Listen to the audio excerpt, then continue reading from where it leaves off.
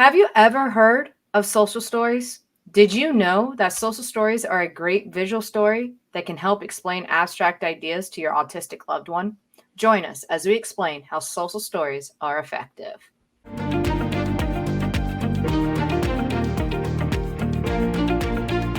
Hello and welcome to the My Spectrum Life video podcast. My name is Jessica. I'm an autism mom. With me today is my good friend Kelsey. Hey Kelsey, how are you? Pretty good. Hello, Jess. My name is Kelsey, as she just said, and I am a SPED teacher, and I am looking forward to talking about today's topic. I'm just so excited I've got to talk to you about it. It's about social stories. So, Jess, have you ever used social stories before I even get into what it is? Yes, I have, but I didn't know about them at first. Oh, so when were you first introduced? Through ABA, and when we went to, there's a really unique program through the Medical University of South Carolina called Project Rex. Okay. And they use social stories, and they taught us a little bit about them. Very good.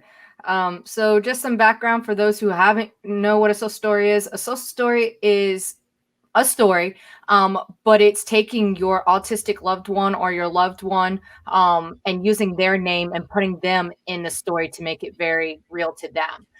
It explains very abstract ideas, sometimes even concrete. So like abstract ideas like, why do I need to take a bath? The biggest one right now, why do I need a social distance with COVID? And it just takes those ideas that we take for granted because we understand that we need to we understand those really ideas that we can't grasp. So it puts it in a visual, and you can use pictures. It doesn't. It's not words. It just makes it a story that they can comprehend and read. Now, it doesn't necessarily have to be them per se, because I remember the ones that we used for Project Rex had like a central character. Correct. And had them, experiencing different situations. And then they talked about the responses that were needed and necessary. Right. And so, that was kind of, we used one, and I think you actually wrote it about teachers and their place and how they're important. And we've got to, because Curtis was having a rough time because he'd had some teachers that had accused him of constantly lying, and he wasn't, because there was just some bad bullying situations. I mean, let's be honest. What kid that is the offender is going to say, yeah, I was bullying that kid? Not gonna happen. Not gonna happen. And and sometimes it's, you got to take, and but that's not to say that I learned very early to make sure and take everything my child said with a grain of salt, whether they're autistic or not, and that helps you figure things out. But, those social stories kind of helped Curtis just get through and say, okay, yes, this teacher is in charge. I do need to respect them. And I can get through the day. And, there's been other things, but I don't know. I think it's time to, there's a lot of different things that we could use social stories for. Correct. For instance, we had a question that came to us about the eating at the table versus not once you leave your home. Right. And I thought about it. And one of the things that I had to learn, now this is my experience. So one of the things that I had to learn, and that you guys helped me through ABA understand, is that I can control what happens within my home. Correct. And that is the world that is safe. Right. But the social stories would help for Curtis to understand that once he left the door of the house, our safe space, okay, this is what might happen and what I might be expected to do. Correct. And how to handle it.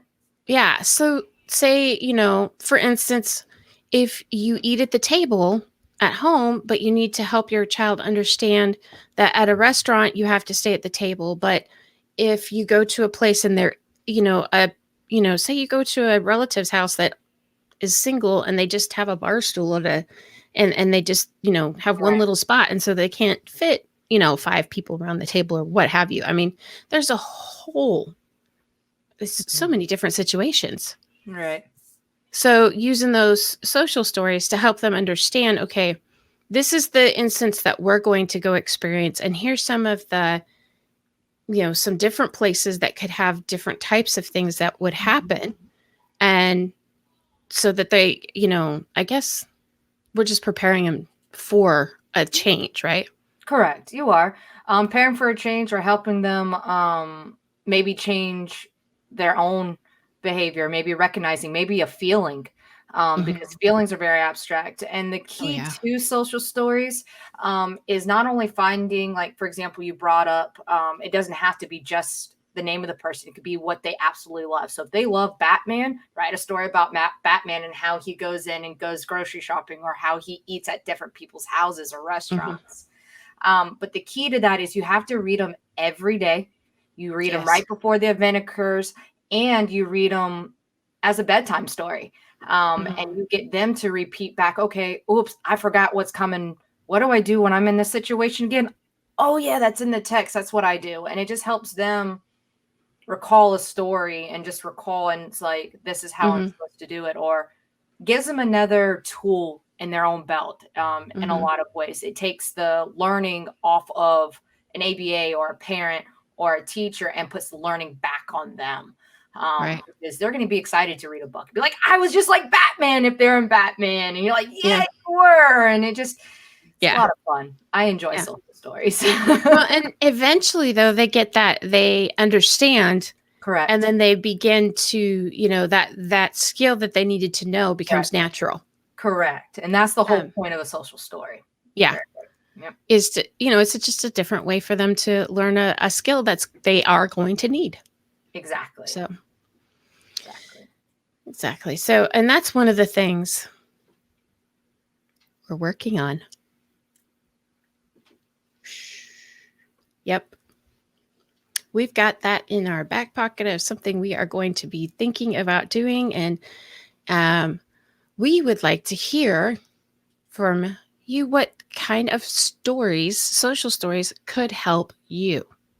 Because as we say all the time, when you've seen one autistic person, you have seen one autistic person.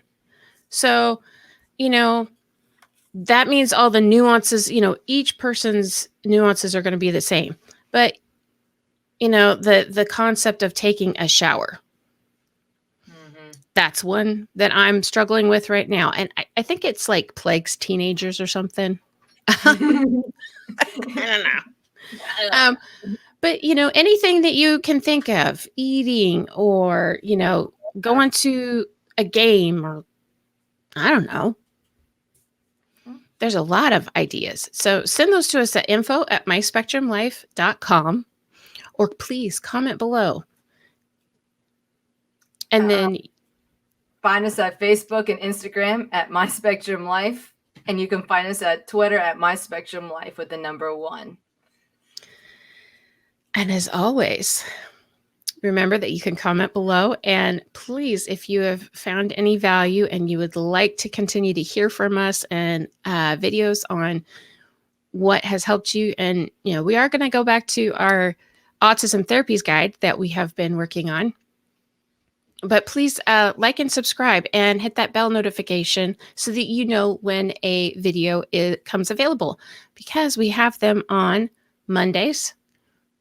I do one on Wednesdays, and then Kelsey, you do mine on Fridays. So that's 3 videos a week that can help you out. And did you guys catch it? We're starting to put stuff on social media.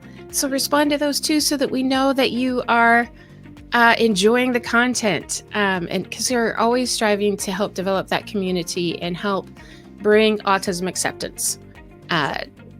So always remember, like we always say, without a faith, love, and fidget toys, you'll make it. Bye.